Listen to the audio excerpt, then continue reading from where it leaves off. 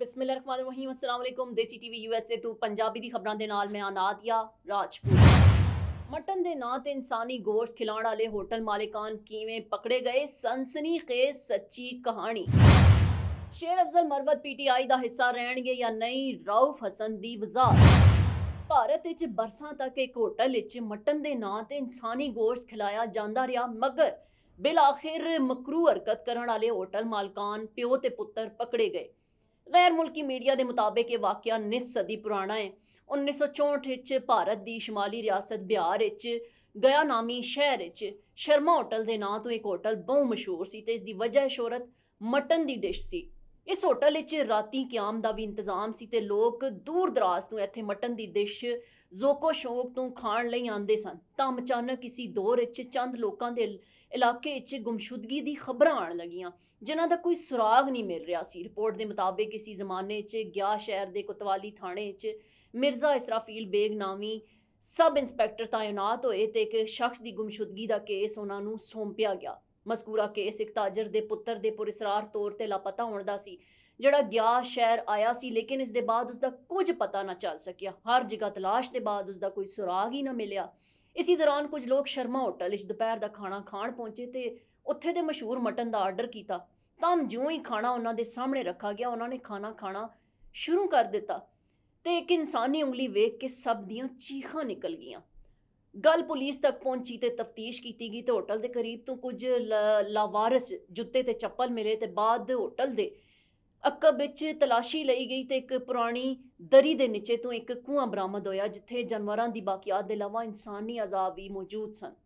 Police ने Sharma hotel के मालिक दविंदर ते उसके पुत्र विशांत नूं हिरासत विच लै के पक्के हुए गोश्त नूं जब्त कर लिया, जिहड़ा बाद अजां टेस्ट विच इंसानी गोश्त साबित होया। प्यो पुत्र ने तफ्तीश के दौरान कई अफराद के कतल करने का एतराफ़ भी कर लिया ते रिपोर्ट के मुताबिक होटल के मालिक नूं बाद अजां अदालत ने उम्र कैद की सज़ा सुनाई सी ते सज़ा कट्टण के बाद गुमनामी के आलम विच इस दुनिया तो चल बसिया।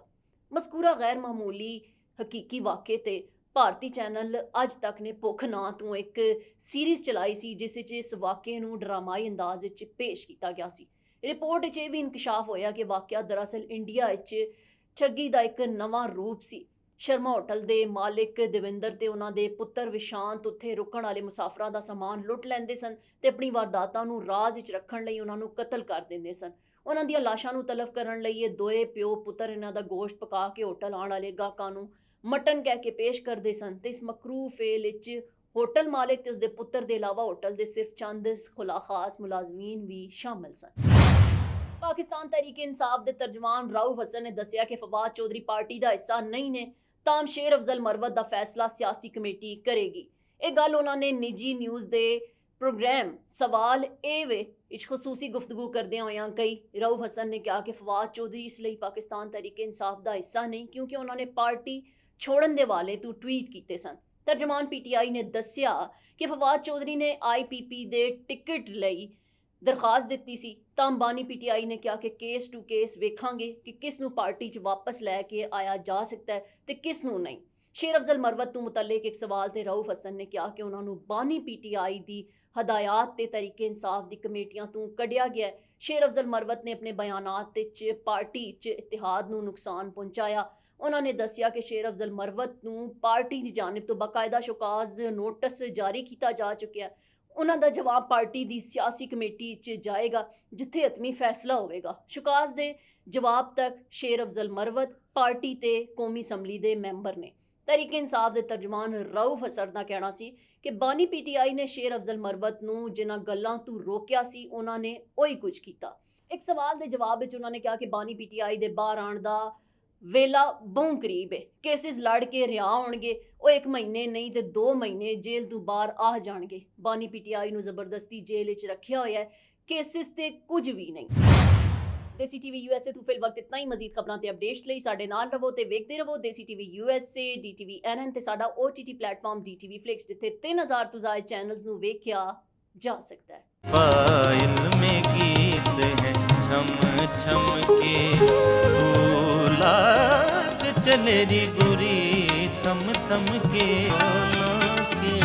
महफिल जवान है हसी है।